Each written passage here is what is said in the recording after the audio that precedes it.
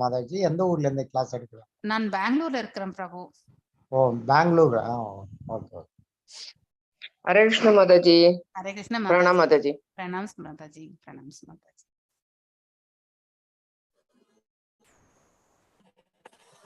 ஹரே கிருஷ்ண மாதாஜி. ஹரே கிருஷ்ண மாதாஜி. ஹரே கிருஷ்ணா. பிரணாம்ஸ். ஹரே கிருஷ்ண மாதாஜி. ஹரே கிருஷ்ணா பிரபு. ஹரே கிருஷ்ணா. ஹரே கிருஷ்ணா. ஹரே கிருஷ்ணா. வேற கிளாஸா மாதாஜி? இப்போ சைத்தன்ய சரிதாமிரதம் இப்போ 6 மணிக்கு. Yes yes. இன்னைக்கு கூட முடியாது. இன்னொரு கிளாஸ் தேவைப்படும். ஆனா இன்னைக்கு எவ்வளவு முடியறதோ பண்ணிட்டு mixture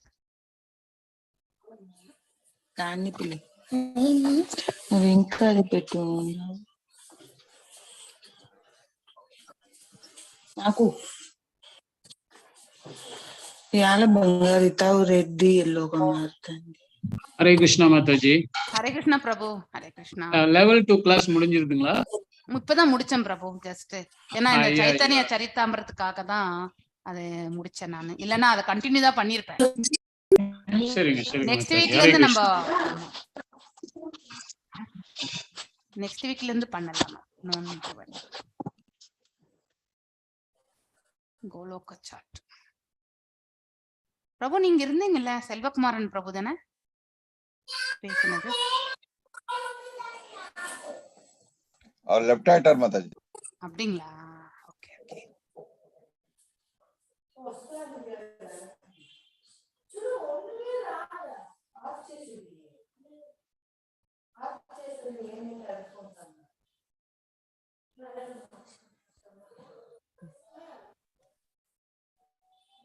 okay.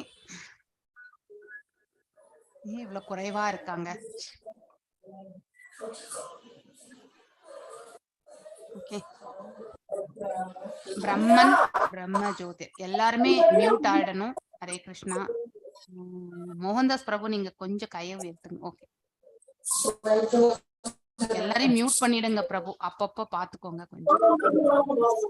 Okay Mataji. Background noise இல்லாம பாத்துக்கோங்க. ஷூர்.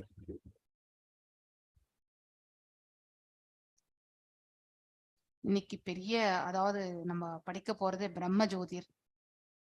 சோ பிரம்ம ஜோதிர் பிரம்ம சமீதால பகவானுடைய திரு உடலிலிருந்து ஏற்படக்கூடிய பிரகாசம் தான் அந்த ஆன்மீக ஆகாயம் பிரம்ம ஜோதிர் அப்படிங்கிறது அதாவது பிரம்ம சமீதால 40வது ஸ்லோகத்துல எடுத்துரைக்கப்பட்டிருக்கிறதா இந்த இடத்துல விளக்க உரை கொடுக்கப்பட்டிருக்கு. அதை நாம ஒரு வாட்டி வாசிச்சுட்டு அதுக்கப்புறம் காரணக்கடலை பற்றி பார்க்கலாம். காரணக்கடல் எவ்வாறு உற்பத்தி ஆகின்றது என்பதையெல்லாம் பார்க்கலாம். ஸோ ஐ வர்ஷிப் பிரம்மா பகவானை சேவிக்கின்றார். த பிரிமிவல் லார்ட் அப்படின்னாக்கா முதன்மை கடவுள். பிரைமரி அப்படின்னாலே ஃபர்ஸ்ட் இல்லையா? பிரைமரி செகண்டரின்னு தான் போவோம் இல்லையா? பிரைமரி என்ன ஃபர்ஸ்ட். பிரிமிவல் லார்ட் அதாவது ஆதியானவர். whose effulgence is the source of non-differentiated Brahman mentioned in Upanishad. உபனிஷத்கள் எடுத்துரைக்கப்பட்டிருக்கிறது.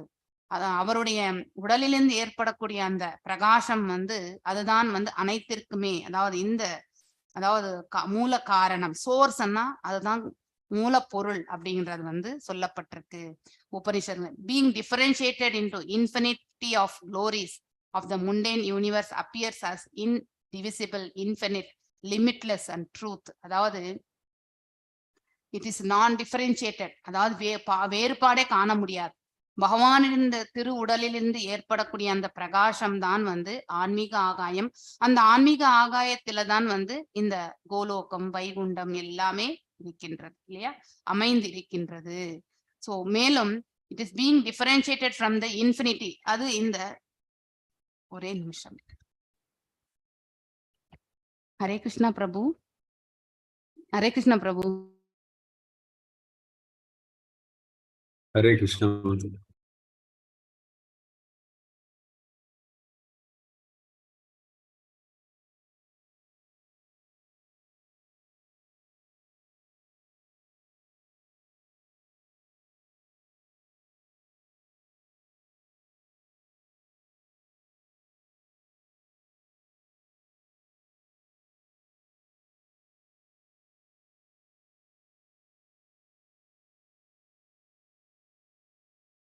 One second. Sorry for the interruption.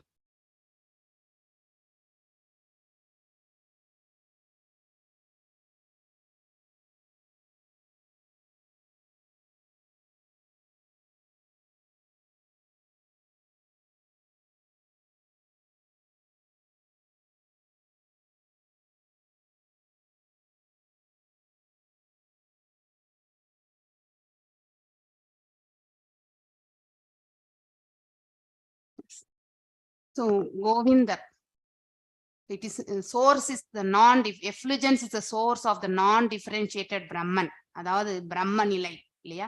பிரம்மன் வேறு பிரம்ம ஜோதிர் வேற கிடையாது, இரண்டும் ஒன்று ஆஸ் பர் த உபனிஷதுகள் பிரகாரம். ஸோ அது வந்து பகவானுடைய, அதாவது அதுதான் வந்து இப்போ ஒரு சோர்ஸ்னா எங்கிருந்து வருது அப்படிங்கறது சொல்றோம் இல்லையா, அதுதான் source. So effulgence is the source அப்படின்னா அவருடைய பிரகாசம் தான் வந்து மூல காரணம். அது பிரம்மனிலிருந்து வேறுபட்டது அல்ல அப்படிங்கிறது வந்து ரொம்ப அற்புதமாக சொல்லப்பட்டிருக்கு. ஆனால் அது வேறுபட்டது எதோட வேறுபட்டதுன்னா இந்த பௌதிகத்தோட அது வேறுபட்டது. ஸோ பௌதிகத்தோட அதை வந்து நம்ம ஒப்பிட முடியாது, அளவிட முடியாதது. அதுக்கப்புறம் வந்து இன்ஃபினிட் மீன்ஸ் எங்கே ஆதி எங்கே, அதாவது தொடக்கம் முடிவு எதுவுமே நமக்கு தெரியாது இல்லையா? அதை வந்து நம்ம வேறுபடுத்தியும் நம்மளால டிவைட் பண்ணியும் பார்க்க முடியாது. அதனுடைய மத்திய பகுதி எதுன்னு நம்மளால வந்து பார்க்கவும் முடியாது. அப்படிப்பட்டதுதான் இந்த பிரம்ம ஜோதிர் அப்படின்றது வந்து பிரம்மர் அந்த பாடல்ல வந்து ரொம்ப அற்புதமாக விளக்கி இருக்கின்றார்.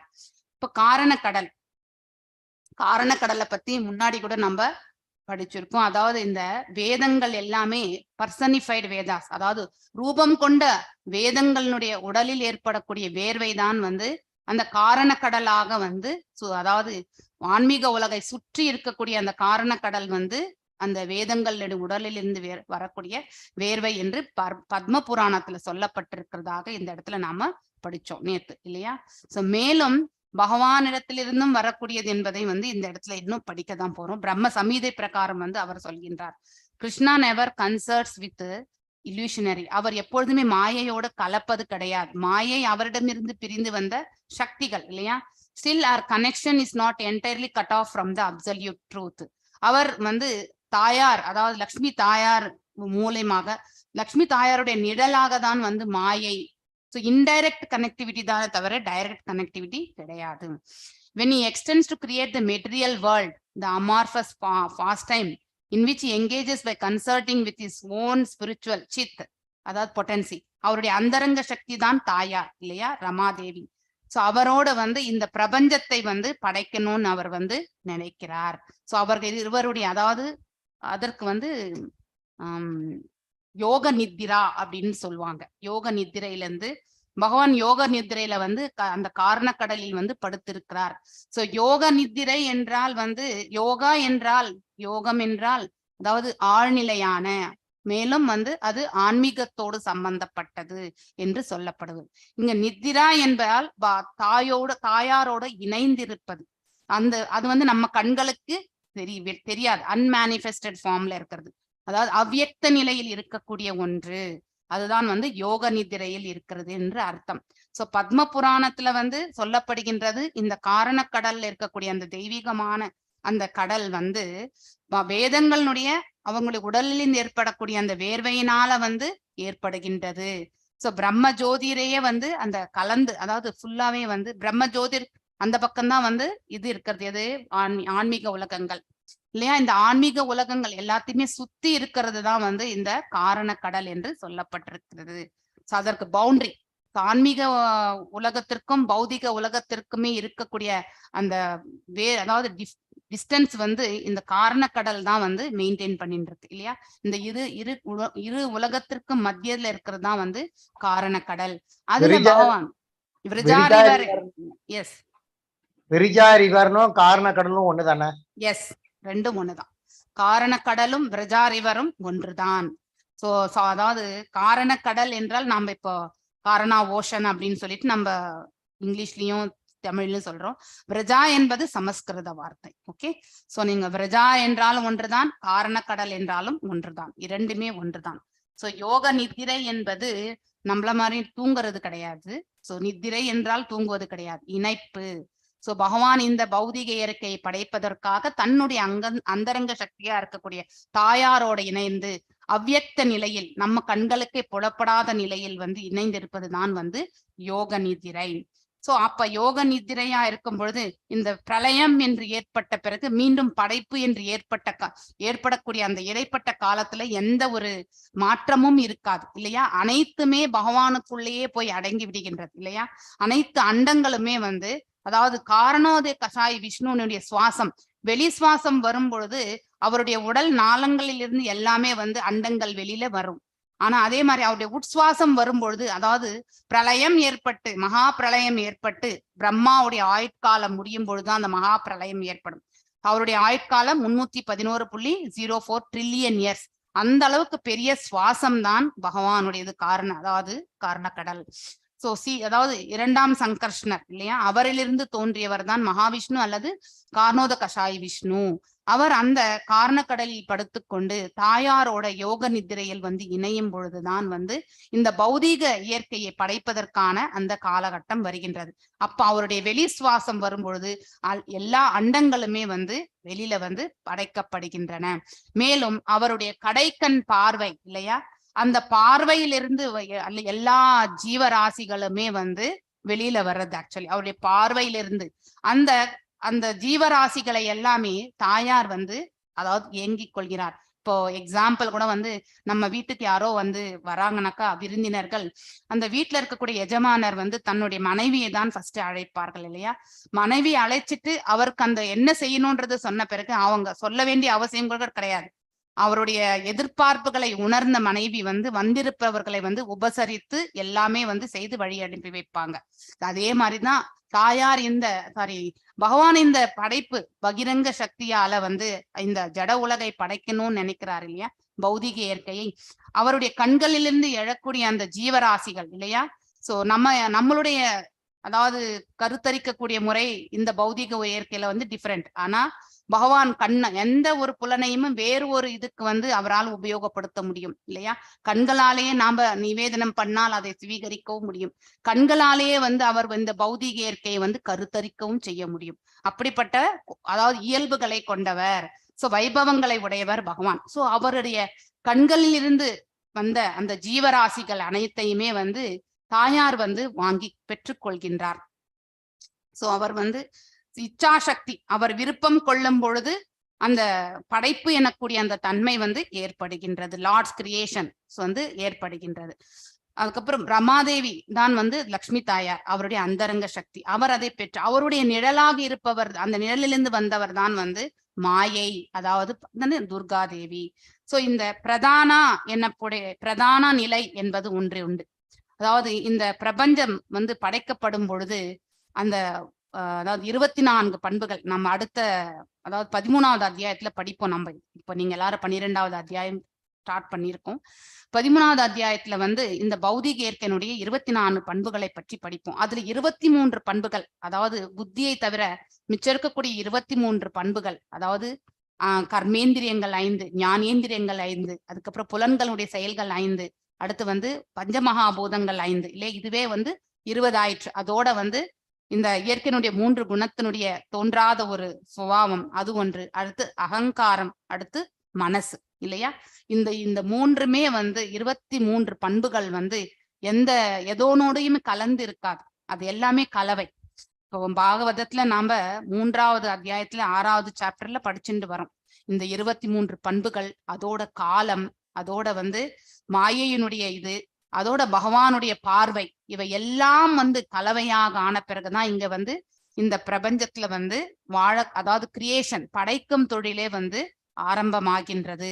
அகங்காரம் இல்லையா, ஒன்றொன்று எவ்வாறு உருமாறுகின்றது என்பதை நம்ம படிச்சுட்டே வரோம் இல்லையா? சோ மேக கூட்டமாக இருக்கக்கூடிய அந்த காரணக்கடல்ல இந்த இன்னொன்னு நம்ம இதுல வந்து நம்ம பார்க்கணும். இப்படிதான் இருக்குமா இந்த பிரபஞ்சம் அப்படின்னா இது மாதிரி கிடையாது.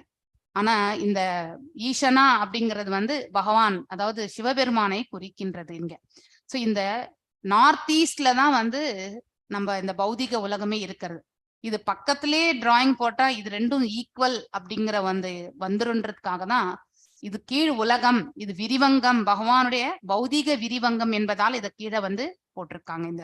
ஆனா உண்மையிலே அது எந்த இடத்துல இருக்கும்னாக்கா பத்ம புராணம் ரெஃபரன்ஸ் பிரகாரம் இந்த வடகிழக்கு பகுதியில தான் நம்ம பௌதீக உலகம் இருப்பது.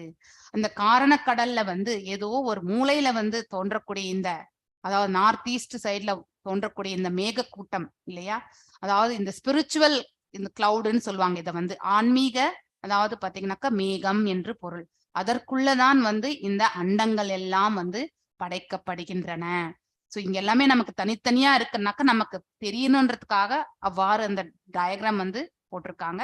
ஆனா இந்த கிளவுட் இருக்கு இல்லையா, அதுலதான் வந்து இந்த இந்த அண்டங்கள் எல்லாமே படைக்கப்படுகின்றது. பகவானுடைய பார்வை இல்லையா, அந்த பார்வையிலிருந்து எல்லா ஜீவராசிகளுமே தாயார் ரமாதேவி பெற்றுக்கொள்கின்றார்.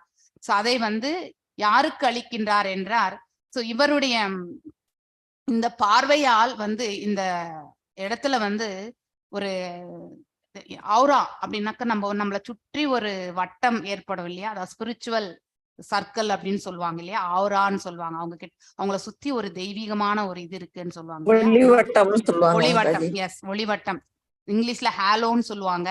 ஆனா அது வந்து ஹேலோன்னு சொன்னா ஏதோ ஒரு நம்ம வந்து ஒரு பொந்து அப்படின்னு நினைச்சிருவோம் நம்ம ஹேலோன்னாக்கா. ஆனா அவுரா அப்படின்னா சக்கரம், அதாவது ஒரு இது ஒளிவட்டம் அப்படின்ற மாதிரி. அந்த வட்டத்திலிருந்து வந்து பர்சனிஃபைடா, அதாவது ரூபமாக தோன்றியவர் தான் வந்து சம்பு. சிவலோகம் வந்து இந்த இடத்துல இவர் ஈசனா, அதாவது சிவபெருமான் இருக்காரு இல்லையா, இங்கேதான் அது இருக்கிறது. ஆனா நம்ம அதை வந்து அந்த இடத்துல காட்ட முடியாதனால வந்து இந்த இடத்துல போட்டிருக்காங்க ஆக்சுவலி. ஓகே, சதாசிவ லோகம் இது வந்து மேல இருக்குது. அடுத்து மகா கால தாமா அப்படின்னா காலம். மகா என்றால் எல்லாத்தையும் விட மேன்மையானது இல்லையா, கால என்றால் காலம். இந்த காலம் என்பதுதான் அங்க வந்து சொல்லப்பட்டிருக்கு. இது இந்த சக்கரம் வந்து இந்த பார்டர்ல தான் இருக்கிறது ஆக்சுவலி. சோ இந்த இது வந்து சம்போனுடைய அவருடைய ஸ்தலம் இது ஆக்சுவலி. சோ இவர் வந்து அந்த ஸ்பிரிச்சுவல் அவுரா, பகவானுடைய திரு பார்வையால் ஏற்பட்ட அந்த அந்த ஒளி வட்டத்திலிருந்து ரூபமாக தோன்றியவர் தான் வந்து சம்பு. சோ இவருக்கு தான் வந்து இவர் கையில் தான் இந்த உயிர்வாழிகளை எல்லாமே தாயார் வந்து ஒப்படைக்கின்றார். அவர் மாயையை வந்து மணந்ததால் இல்லையா, சோ அவர் மாயையை மணந்ததால் கருத்தரிக்க செய்துதான் நாம் எல்லா ஜீவராசிகளுமே இந்த பிரபஞ்சத்தில் வந்து உருவாகின்றோம். இவ்வாறுதான் வந்து இந்த ஜீவராசிகள் வந்து படைக்கப்படுகின்றன. இப்படின்றது வந்து இந்த இடத்துல ரொம்ப அற்புதமாக சொல்லப்பட்டிருக்கு. இடைப்பட்ட காலம் வந்து, அதாவது பிரளயத்திற்கும் மற்றும் படைப்பிற்கும் இடைப்பட்ட காலத்துல எந்த ஒரு முன்னேற்றமும் இருக்காது. அனைத்தும் ஸ்டாண்ட் ஸ்டில். எல்லாமே வந்து பகவானுடைய அவருக்குள்ளேயே சென்று அடங்கி விடுகின்றது. அப்போ அந்த நிலையில் பகவானுக்கு என்ன நாமம் என்றால் பத்தோ விஷ்ணு அப்படின்னு சொல்லுவாங்க. அப்படின்னா எல்லாமே அழிவுருவத்திற்கு எல்லாம் அழிவு ஏற்படும் பொழுது அனைத்து அண்டங்களுமே அவருக்குள்ளே சென்று அடங்கி விடுகின்றது இல்லையா. அப்போ அவருடைய நாமம் வந்து பத்தோ விஷ்ணு அப்படிங்கிறது வந்து சொல்லப்பட்டிருக்கு. சோ இச்சா சக்தி, பகவானுக்கு இச்சா சக்தியால் வந்து படைக்கும் தொழிலை வந்து அவர் மேற்கொள்கின்றார் இல்லையா. சோ மேலும் அசம்பிள்டு பை இஸ் விஷன், அதாவது அவருடைய பார்வையோடு என்ன கலக்கின்றது, காலசக்தி, அதாவது காலமும் கலக்கின்றது.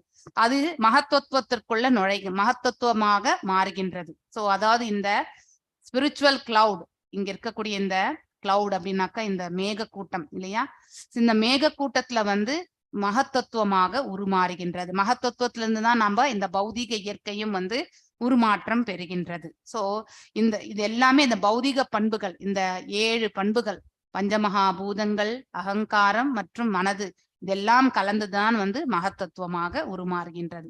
சோ இங்க வந்து நமக்கு காலம் உண்டு இல்லையா, பௌதீக இயற்கையில. ஆன்மீக உலகத்திலையும் காலம் உண்டு. ஆனா அங்க நம்மள மாதிரி குறைந்த காலம், அதாவது காலம் எப்பவுமே இருந்துட்டே இருக்கும், அவ்வளவுதான். பிரகாசம் எப்படி எல்லா டைம்லயும் இருக்குமோ அது மாதிரி வந்து கணக்கு எல்லாமே குறையாது.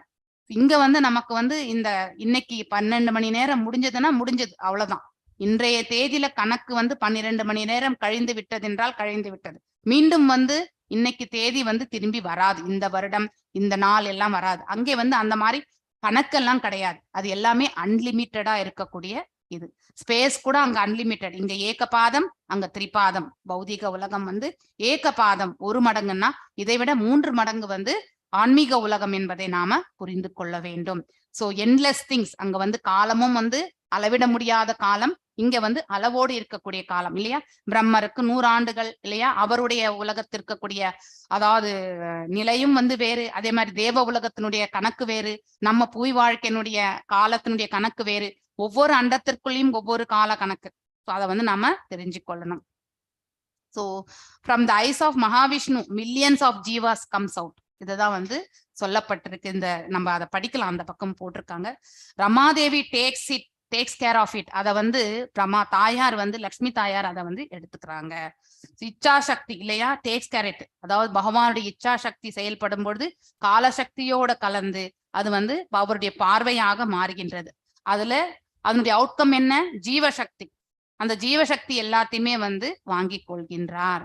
சோ கிளான்ஸ், அவர் பார்க்கக்கூடிய அந்த பார்வையில வந்து பிரகாசம் உண்டு. அதிலிருந்து ஏற்படக்கூடிய அந்த ஒளி வட்டத்துல தான் வந்து சம்போவாக சிவபெருமான் வந்து அவதரிக்கின்றார்.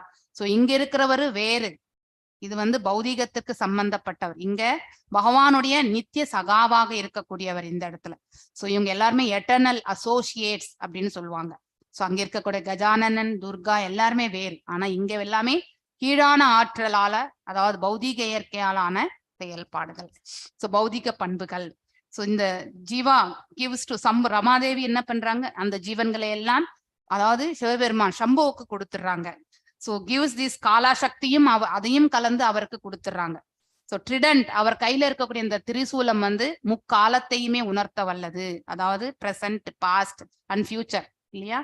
சோ அவர் வந்து இந்த ஜீவாத்மாக்களை எல்லாமே தாங்கி கொண்டு பிரதானா அப்படின்னாக்கா, அதாவது இந்த பண்புகள் எல்லாம் ஒன்றோடு ஒன்று கலக்காம இருக்கும் பொழுது பிரதானா என்று சொல்லப்படுகின்றது.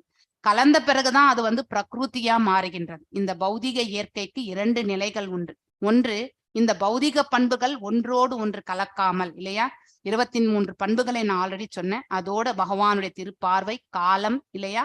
சோ இது இந்த எல்லாமே வந்து கலக்காமல் இருக்கும் பொழுது அது வந்து பிரதானா அப்படிங்கிற வார்த்தை.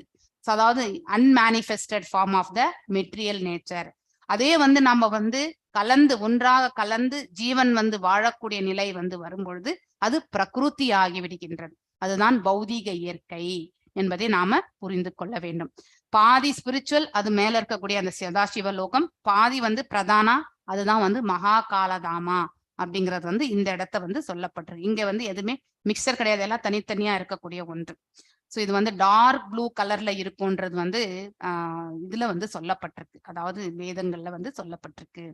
மகா சங்கர்ஷன் கிட்ட இருந்து வந்தவர் தான் வந்து இந்த சதாசிவம் என்பது நம்ம தெரிந்து கொள்ளணும். சோ அவருக்கும் இங்க இருக்கக்கூடிய சம்பவுக்கும் சம்பந்தம் கிடையாது அப்படிங்கிறதையும் நாம புரிஞ்சு கொள்ளணும். சோ இங்க கிருஷ்ணர் வந்து மேல விஷ்ணு தத்துவமாக நாராயணர் வருகின்றார். அது ஃபர்ஸ்ட் தத்துவம், விஷ்ணு தத்துவம். 2வது சக்தி தத்துவம் என்பது ராதையிலிருந்து மகாலட்சுமி தாயார் வந்து சக்தி ரூபம். 3வது சிவ தத்துவம். சோ நம்ம ஜீவ தத்துவத்துக்கு மேல, அதனால்தான் சம்புவுக்கு வந்து சொல்லுவாங்க ஈஸ் இந்த ததாசக்தி அப்படின்னு சொல்லுவாங்க. சிவபெருமானுக்கு வந்து இஸ் அபவ் த ஜீவசக்தி அப்படின்னு சொல்றதுக்கான காரணமும் அதனாலதான். சோ அதாவது சிவ தத்துவம் என்று சொல்லப்படுகின்றது. நாம அதுக்கு கீழே இருக்கக்கூடிய ஜீவ தத்துவம் நாம எல்லாரும். நமக்கு கீழே இருக்கக்கூடியது வந்து ஜட தத்துவம், அதாவது வெறுமனே மெட்டீரியல் அப்படிங்கிறதையும் நாம புரிந்து கொள்ள வேண்டும். சோ ஆராதனம் சர்வேஷம் விஷ்ணோர் ஆராதனம் பரம். சோ அதனால நம்ம ஆராதனையிலேயே வந்து விஷ்ணு ஆராதனை தான் வந்து உயர்ந்தது. அதை வந்து சிவபெருமானை வந்து அதாவது பத்ம புராணத்துல வந்து எடுத்துரைத்திருக்கின்றார். சோ நாம இந்த பக்கம் போய் அங்க என்ன சொல்லியிருக்காங்கன்றத வந்து மீண்டும் வாசித்து தெரிந்து கொள்ளலாம். பிரம்ம சமீதையில வந்து 8வது செகண்டரி ப்ராசஸ், அதாவது மாயையோட பகவான் எவ்வாறு வந்து, மாயையோட டைரக்டா அவருக்கு அசோசியேஷனே கிடையாது இல்லையா. அவரிலிருந்து தோன்றிய அண்டங்கள், அதாவது அவருடைய வெளி சுவாசத்துல அநேக அண்டங்கள் எல்லாம் வெளியே வருகின்றது. ஜீவன்களை எல்லாம் அவருடைய பார்வையிலிருந்து தாயாருக்கு வழங்குகிறார். தாயார் வந்து அவருடைய இச்சா சக்தியின் மூலியமாக ஜீவன்கள் படைக்கப்படுகின்றது. காலசக்தியோட கலந்துதான் வந்து அவர் வந்து லக்ஷ்மி தாயார் வந்து சம்போவுக்கு வழங்குகின்றார் இல்லையா. அதனாலதான் நம்ம வந்து இந்த உலகத்துல வந்து பிரதானமாக நாம வணங்குகிறது எல்லாமே வந்து சிவபெருமானையும் தாயாரையும், அதாவது துர்க்கையையும் நம்ம வணங்குகின்றோம் இல்லையா. அவங்க மூலியமா தான் நாம இந்த பிரபஞ்சத்திற்கு வந்து இங்க வருகின்றோம் என்பதை நாம புரிந்து கொள்ள வேண்டும். ஆனால் இன்டைரக்ட்லி எல்லாமே பகவானிடத்திலிருந்து தான் தோன்றுகின்றோம் என்பதை நாம புரிந்து கொள்ள வேண்டும். ரமாதேவி அதாவது சித் இல்லையா, ஸ்பிரிச்சுவல். சித் என்றாலே வந்து ஆன்மீகம், அதாவது அந்தரங்க சக்தி. beloved consort of supreme lord இல்லையா, பகவானுடைய அதாவது அவரோட இருக்கக்கூடிய அதாவது சாமீபியா is the regulatrix of all entities. அதாவது அவர்தான் தான் அனைத்து உயிர்வாழிகளுமே இந்த பிரபஞ்சத்திற்கு வருகின்றது. அவர்தான் வந்து அதாவது சிவபெருமான் கிட்ட கொடுக்குறாங்க. the divine plenary portion of Krishna creates the mundane world இல்லையா. நம்ம கீழே பார்த்ததுல கூட நீங்க பார்க்கும் பொழுது இந்த விலாசத்துல கூட பிரபவ விலாசா அங்கே இருக்கும், ஆனா வைபவ விலாசா தான் நம்ம கீழே வருவோம். ஸோ இந்த வைபவா அப்படின்னாலே கீழே வர்றதுதான். ஸோ அவருடைய குவாலிட்டியில இருந்து தான் நம்ம எல்லாமே இறங்கி வருகின்றோம். அவருடைய விரிவங்கங்கள்ல இருந்தா நாம் எல்லாருமே தோன்றுகின்றோம். At creation there appears a divine halo. Divine தெய்வீகமான அந்த ஒளி என்பது தோன்றுகின்றது. halo of the nature of his own subjective portion, swamsa, அதாவது அவருடைய சுய இயல்பால வந்து அந்த ஒளிவட்டம் என்பது ஏற்படுகின்றது. யாருடைய இந்த சுய இயல்பால, அதாவது கார்ணோத கஷாய் விஷ்ணுனுடைய சுய இயல்பால. மேலும் this halo is dim twilight reflection of the supreme eternal effulgence, அதாவது ரிஃப்ளெக்ஷன் இல்லையா. அவருடைய அந்த பிரகாசமான இந்த இது வந்து அவருடைய ரிஃப்ளெக்ஷனா தான் இந்த இடத்துல வந்து, அதாவது ரிஃப்ளெக்ஷன்னா பிரதிபிம்பமாக இந்த இடத்துல வந்து சொல்லப்பட்டிருக்கு. this masculine symbol is the subjective portion of the divinity who function as progenitor of the mundane world. அதாவது masculine என்னக்கா அதாவது மனிதனாக இல்லையா, ஸோ ஆண்மகனாக இருக்கக்கூடிய அந்த போர்ஷன், இந்த டிவினிட்டி போர்ஷன் தான் வந்து ப்ரொஜனேட்டர் மீன்ஸ் அதாவது நம்ம விருத்தி செய்யக்கூடியது. அதாவது இந்த இடத்துல மனித குலத்தை விருத்தி செய்யக்கூடிய, ஜீவராசிகளை விருத்தி செய்யக்கூடிய அந்த நிலையை வந்து இந்த அதாவது சம்போ அவர்கள் தான் வந்து ஏற்றுக்கொள்கிறார்கள்.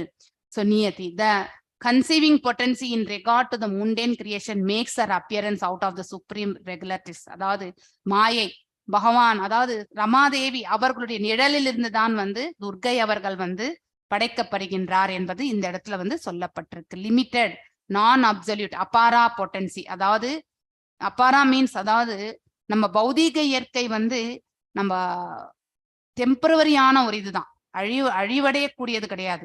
பகவானுக்குள்ள சென்று அடங்கும், மீண்டும் படைக்கும் பொழுது எல்லாம் வெளியில வரும்.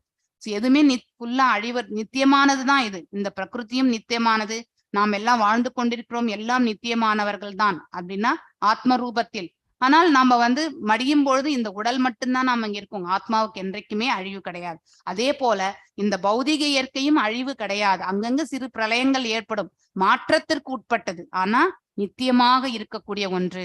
சோ மகா பிரளயம் வரும்பொழுது இந்த அண்டங்கள் அனைத்துமே பகவானுக்குள்ள போய் அடங்கிவிடும் என்பதை நாம புரிந்து கொள்ள வேண்டும். The symbol of mundane feminine productivity, அதாவது தாய் துர்கையினுடைய இதை பத்தி தான் இந்த இடத்துல சொல்லப்பட்டிருக்கு. அவர்களுடைய இருவருடைய சேர்க்கையால் தான் இந்த பிரபஞ்சமே வந்து இந்த அதாவது நம்ம ஜீவன்கள் எல்லாமே வந்து படைக்கப்படுகின்றன. மேலும் பிரம்ம சமீதா 5.10 வந்து என்ன சொல்லப்பட்டிருக்கு, the person embodying the material casual principle, அதாவது the great lord of this mundane, அதாவது Shambho in the form of male generating organ இல்லையா, and is enjoined to his female consort, மாயையோட கலப்பதால் தான் வந்து இந்த இடத்துல வந்து உயிர்வாழிகள் வந்து பிறவி எடுக்கின்றன. the lord of world Mahavishnu is manifest in him by his subjective portion in the form of his glance, அதாவது அவருடைய பார்வையால தான் சம்போ வந்து படைக்கப்படுகின்றார்.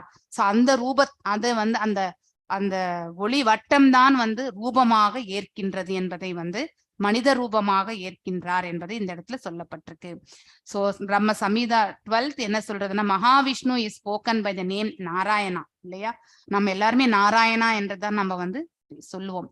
from what eternal person has sprung the vast expanse of water, அதாவது நாராயணனுடைய சொரூபம் தான் அந்த காரணக்கடலில் இருந்து படுத்து கொண்டிருப்பவர் தான் நாராயணர் என்று நம்ம படுத்து கொண்டிருந்தாலும் எப்பவுமே பள்ளி கொண்ட நாராயணர் தான் நம்ம சொல்லுவோம். விஷ்ணுன்னு சொல்றதை விட நம்ம வந்து நாராயணர் என்று தான் சொல்லுவோம். இந்த சப்ஜெக்டிவ் போர்ஷன் இரண்டாம் சங்கர்ஷ்ணர் இல்லையா, who abides in pravyoma above the supreme purusha with 1000 subjective portions, reposes the state of divine sleep, யோக நித்ரா.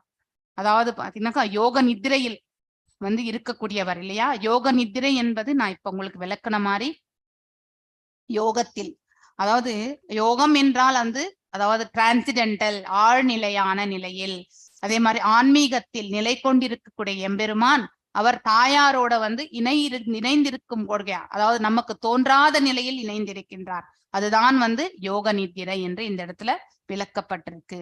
மேலும் the spiritual seeds of sankarsana இல்லையா, existing in the pores of skins of Mahavishnu are born so many golden sperms. These sperms are covered with 5 great elements அப்படின்னு சொல்லப்பட்டிருக்கு. அதாவது அநேக அண்டங்கள். So இந்த அதாவது சங்கர்ஷ்ணருடைய அவரிடத்திலிருந்து தோன்றிய அந்த அதாவது ஆன்மீகமான அந்த விதைகள் வந்து யாரிடத்தில் வந்து இருக்கின்றது என்றால் மகாவிஷ்ணு, அதாவது கார்ணோத கசாய் விஷ்ணுனுடைய உடல் நாளங்களிலிருந்து வந்து பிறவி வருகின்றது. இது எல்லாமே கோல்டன் ஸ்பெர்ம்ஸ், அதாவது தங்க விந்துகளாக நம்ம வந்து பார்க்கின்றோம். அவை அனைத்துமே பஞ்சமகாபூதங்களால் ஆனது, கவர் பண்ணிருக்கின்றது வந்து சொல்லப்பட்டிருக்கு. இந்த அவுட்டர் கவர். அதனால்தான் நம்ம இங்க பார்க்கும் பொழுது கீழ இங்க பஞ்சமகாபூதங்கள், அதோட அகங்காரம், அடுத்து வந்து மகத்தத்துவம், அதாவது மனசு. சோ இதுவும் வந்து அந்த ஒரு பண்பு என்பதை நாம இந்த இடத்துல பார்க்க வேண்டும். மேலும் ஒரு நிமிஷம், 10-12 ஆயிடுத்து இல்லையா. பிரதானா அப்படின்றது நான் இப்பதான் உங்களுக்கு சொன்னேன். அதாவது 23 பண்புகள் தனித்தனியா இருக்கிறது, கலக்கிறதே கிடையாது. சோ அதாவது கண், காது இது எல்லாமே தனித்தனியா. சோ அதாவது ஒரு உடலோட ஒட்டும் பொழுதுதான் அதை வந்து ஒரு ரூபமாக நம்ம காண்கின்றோம் இல்லையா. தனித்தனியா இருந்தாக்கா அது வந்து பிரதானா, இந்த பிரபஞ்ச தோற்றம். அன்மேனிஃபெஸ்டட்னா அவ்யக்தம், தோன்றாத, அதாவது நம்ம தோன்றாத நிலையில இருக்கக்கூடியது.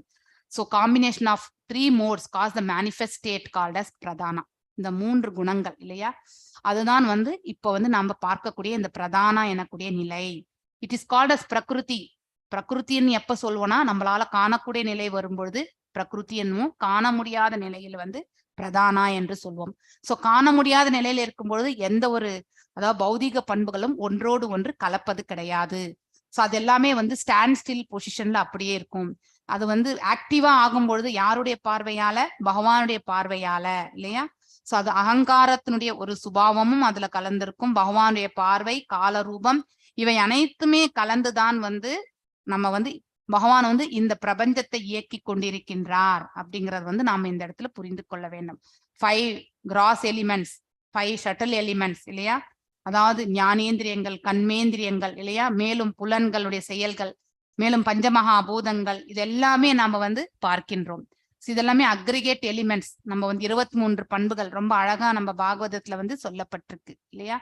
அவுட்வர்ட் ஆர்கன்ஸ், அதாவது நம்ம பார்க்கக்கூடிய நிலை. சோ கண்ணு நம்ம பார்க்க முடியும், காது நம்மளால பார்க்க முடியும், அதாவது கர்மேந்திரியங்கள் 5, ஞானேந்திரியங்கள் 5, புலன்களின் செயல்கள். இதுல வந்து வானம், பஞ்சமகாபூதங்கள். அதுல வந்து நமக்கு வந்து என்ன சொல்லுவோம், டேஸ்ட் இல்லையா. டேஸ்ட்ன்றதும் ஒரு இது, அதாவது நம்ம வாசனை, அதை ருச்சி பார்க்கறது, அந்த இது டேஸ்ட். இதெல்லாமே புலன்களுடைய செயல்கள் என்று நாம ஆல்ரெடி படிச்சிருக்கோம் இல்லையா. கால்களால வந்து நடத்தல், அதுக்கப்புறம் கைகளால செய்தல், இந்த மாதிரியான இதெல்லாமே வந்து கலந்ததுதான் வந்து அந்த 23 பண்புகள். இதெல்லாமே தனியா இருக்கக்கூடிய நிலை. மகத்தத்துவம், இந்த core of the spiritual sky of the Brahma jyoti spiritual cloud sometimes appear. எப்பயாவது தான் இது தோன்றும். அதாவது இந்த ஆன்மீகத்துல இருக்கக்கூடிய அந்த அதாவது மேக கூட்டம் வந்து எப்பொழுதாவது தான் தோன்றும். அதுலதான் அந்த அந்த covered portion is called as the மகத்தத்துவம். அதை கவர் பண்ணிருக்கக்கூடிய அந்த மேல போட்டிருக்கக்கூடிய அந்த கவர் வந்து பாத்தீங்கன்னாக்கா அந்த மகத்தத்துவத்தை மூடி இருக்கக்கூடிய அது வந்து சாரி மேக கூட்டத்தை வந்து மேல் பகுதியில மூடப்பட்டிருக்கக்கூடியதுதான் வந்து மகத்தத்துவம். சோ அந்த then lord is plenary portion Mahavishnu இல்லையா. 2ஆம் சங்கர்ஷ்ணரிலிருந்து அதாவது விரிவங்கமாக வந்த மகாவிஷ்ணு, அதாவது Karanodakashayi Vishnu lies down within the water. அந்த காரணக்கடலில் வந்து படுத்து கொண்டிருக்கிறார், காரண ஜலத்தில் என்பது வந்து இந்த ஸ்ரீமத் பாகவதம்ல வந்து 2ஆம் கேண்டோல 5வது அத்தியாயத்துல 33வது ஸ்லோகத்துல வந்து சொல்லப்பட்டிருக்கு. மகேஷதாமா, அதாவது Sivaperuman, lord abode of lord Shiva பத்தி சொல்லப்பட்டிருக்கு இந்த இடத்துல. சோ நெக்ஸ்ட் தேவிதாமா தான் ஃபர்ஸ்ட் லோயஸ்ட் லெவல். நாம் எல்லாரும் இருக்கக்கூடியது தேவிதாமா. நமக்கு மேலதான் மகேஷதாமா, அதாவது சிவலோகம் அப்படின்னு நம்ம படிச்சோம் இப்போ.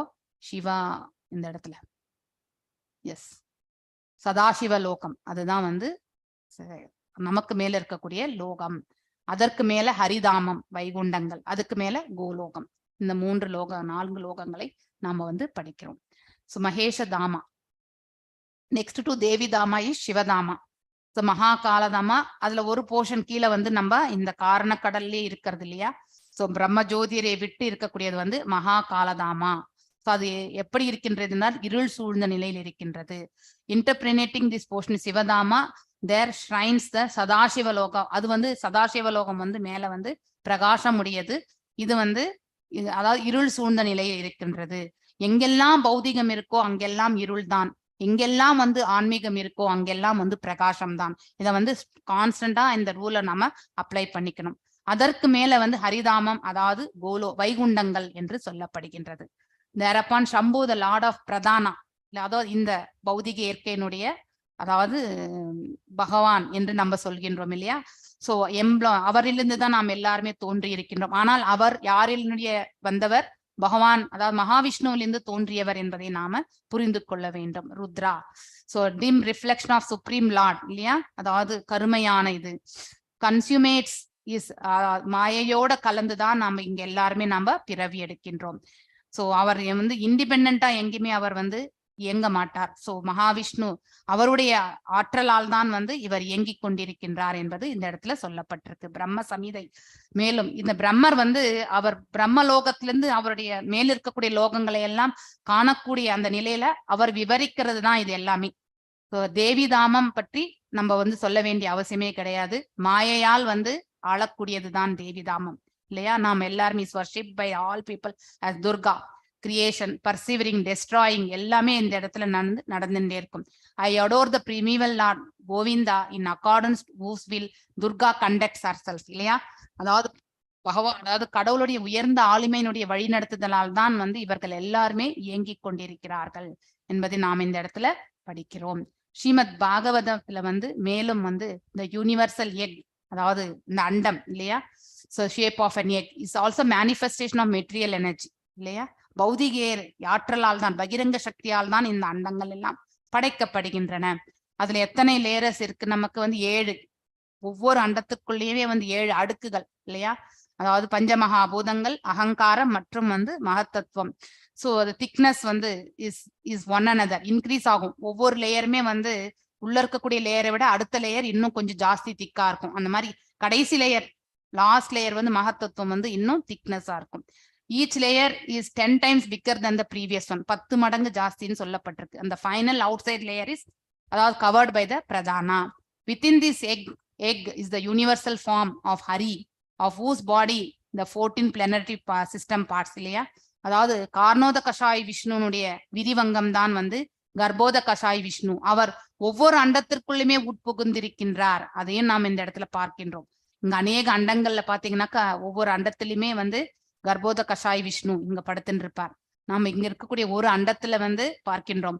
இந்த நீர் கூட வந்து இவருடைய உடலிலிருந்து ஏற்படக்கூடிய அந்த வேர்வையிலிருந்து தான் இந்த பாதி அட்லீஸ்ட் பாதியன்னா இருக்கு இந்த அண்டத்திற்குள்ள நீர் இருப்பது வந்து அவருடைய வேர்வையினால் தான்.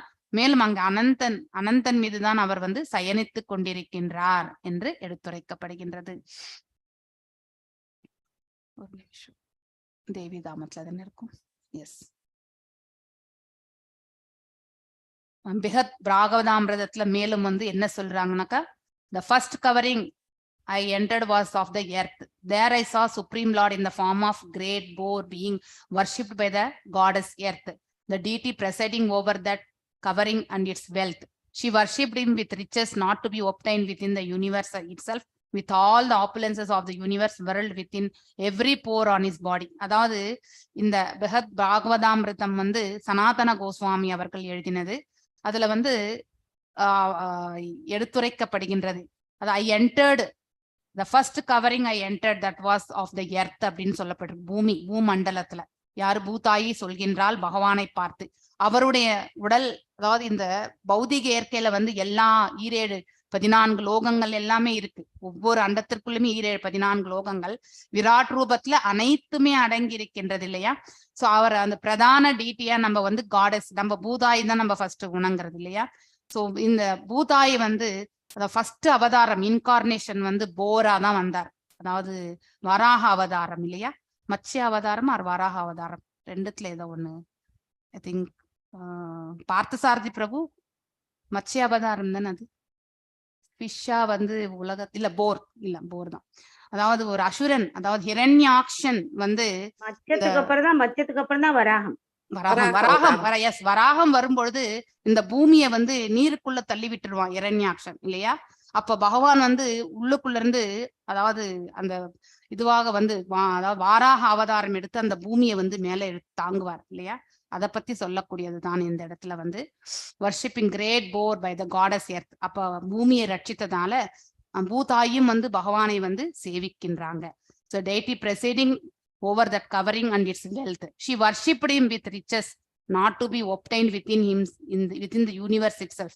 அதாவது இந்த பிரபஞ்சத்திற்குள்ளேயே அனைத்து அதாவது ஆப்புலன்சஸ், அதாவது பாத்தீங்கன்னா வைடூரியம் வைபவங்களை எல்லாத்தையுமே வந்து தேவையே கிடையாது அப்படிங்கறது வந்து அந்த நிலை கொண்டு அவள் வந்து வணங்குகின்றாள். while all the opulences of the universe whirled within every pore on his body. ஆனா அனைத்து வைபவங்களுமே பகவானுடைய ஒவ்வொரு நாளங்களிலுமே அடங்கி இருக்கின்றது என்பதை வந்து இந்த பதத்துல இருந்து சொல்லப்பட்டிருக்கு. மேலும் ஒன் ஆஃப்டர் அனதர், சோ மத்ய அவதாரம், இப்ப அவதாரங்கள் எல்லாருமே மத்ய அவதாரம், சூர்யா, பிரத்யும்னா, அனிருத்னா, சங்கர்ஷன், நம்ம அந்த இதுல வைகுண்டத்துல பார்த்த மாதிரி எல்லாம் அந்த லேயர்ஸ் 24 விரிவங்கங்களை பார்த்தோம்ல, அதுல சிலது எல்லாமே இந்த இடத்துல வந்து சொல்லப்பட்டிருக்கு. அவதாரங்களே செப்பரேட் இருக்கு, அவருடைய விரிவங்கங்களும் சொல்லப்பட்டிருக்கு இல்லையா. So மேலும் each with one of the great manifested deities of those coverings worshipping him with the element over which the deity is presided. அதாவது நீருக்கு வருணன், அதே மாதிரி அதாவது அக்னிக்கு வந்து அக்னி தேவன், காற்றுக்கு வாயு, அதே மாதிரி பூமிக்கு வந்து ஆகாயம் வந்து ஆகாயம் ஈகோ அகங்காரம், ஆகாயம் பஞ்சமகாபூதங்கள் இல்லையா. இதுக்கு எல்லாத்துக்குமே ஒரு அதி தேவதைகள் என்பது உண்டு. So elements over the deities or which the deity preceded, இதுக்கு எல்லாத்துக்குமே ஒரு ரெப்ரசன்டேஷன் உண்டு. ஸோ மகத் என்பதற்கும் வந்து ரெப்ரசன்டேஷன் உண்டு. ஸோ அங்கே வந்து நம்ம பார்த்தது பஞ்சமகாபூதங்கள், இங்க மகத்தத்துவம், அங்க மகத்தத்துவம் கிடையாது. ஸோ பௌதீக இயற்கையில தான் நம்ம இது எல்லாத்தையுமே இங்க காண்கின்றோம். ஸோ மேலும் பிரம்ம சமீதில வந்து Mahavishnu entered into each universe with his own separate subjective portions இல்லையா. அவரிருந்து பிரிந்து வந்தது. ஸோ கார்ணோத கஷாய விஷ்ணுவிலிருந்து பிரிந்து வந்த கர்ப்போத கஷாய விஷ்ணு வந்து ஒவ்வொரு அண்டத்திற்குள்ளுமே உட்புகக்கூடியது ஒன்று வந்து 14வது ஸ்லோகத்துல வந்து சொல்லப்பட்டிருக்கு. அனைத்துமே அவருடைய அதாவது அந்தரங்க சக்தியினுடைய கால் பகுதியில தான் எல்லாமே வந்து விரிவங்கங்கள் வந்து ஏற்படுகின்றது. இது நம்ம ஞாபகம் வச்சுக்கணும். ஏன்னா அந்த கால் பகுதியில தான் வந்து 3 நிலைகள் பார்க்கின்றோம். அதாவது சம்வித், சாந்தினி மற்றும் ஹலாதினி இல்லையா. அதாவது வாழ்வு, அறிவு மற்றும் வந்து பேரானந்தம், இந்த 3 நிலைகளை வந்து அந்த கால் பகுதியில தான் நம்ம இந்த பிரபஞ்சமே அதாவது நின்று கொண்டிருக்கின்றது. மிச்சம் இருக்கிறது எல்லாமே பௌதீக பண்புகள் தான் இந்த இடத்துல வந்து. ஸோ மேலும் இது இது நாளைக்கு வேணா பார்க்கலாம் இன்னும் டீட்டெயிலா. ஏன்னா இதை ஒரு வாட்டி வாசிக்கணும். இது வரைக்கும் நம்ம ப்ரிப்பேர் பண்ணியிருந்தேன் நான். இதோட நான் நிறுத்துறேன் இன்னைக்கு. நான் இன்னும் கொஞ்சம் டெப்தா சொன்னா உங்களுக்கு நல்லா இருக்கும். அதை வாசிச்சு மட்டும் சொல்றது எனக்கு விருப்பம் இல்லை. ஓகே. ஸோ இந்த பிக்சர்ல நம்ம போய் பார்க்கும் பொழுது ஒரு நிமிஷம், இன்னைக்கு கொஞ்சம் சீக்கிரமா வந்துட்டு. இதுல ஏதாவது டவுட் இருக்குங்களா இந்த பிக்டோரியல் ரெப்ரசன்டேஷன்ல உங்களுக்கு? இந்த சக்கரம் இந்த போட்டிருக்காங்க பாருங்க, ஹாலோ, அவருடைய பார்வையினால் எழுந்த அந்த ஹாலோ இதுதான் வந்து ரூபமாக, அதாவது சம்போ பகவான் அதாவது சிவபெருமான் வந்து தோன்றுகின்றார். மேலும் தாயாருடைய நிழலாக தான் துர்கை தோன்றுகின்றாள். ஸோ இவரிடத்திலிருந்து அவருடைய பார்வையிலிருந்து வந்த அந்த உயிர் வாழிகள் அனைத்தையுமே தாயார் பெற்றுக்கொண்டு அதை வந்து சம்போவுக்கு கொடுக்கிறார். சம்போ மற்றும் மாயை இவர்களுடைய இணைப்பால தான் இங்கு ஜீவராசிகள் வந்து அவதரிக்கின்றது. இதுல ஏதாவது டவுட் இருக்கா? நாளைக்கு இல்ல, அடுத்த வாரம் உங்களுக்கு இந்த மிச்சம் இருக்கக்கூடிய இந்த பகுதி, ஸோ இதெல்லாமே நான் உங்களுக்கு ஒரு வாட்டி வாசிச்சுட்டு தான் சொல்லணும். ப்ரிப்பரேஷன் இன்னும் பண்றதுக்கு டைம் கிடைக்கல எனக்கு. ஓகே, டாப் மோஸ்ட் சொன்னீங்க.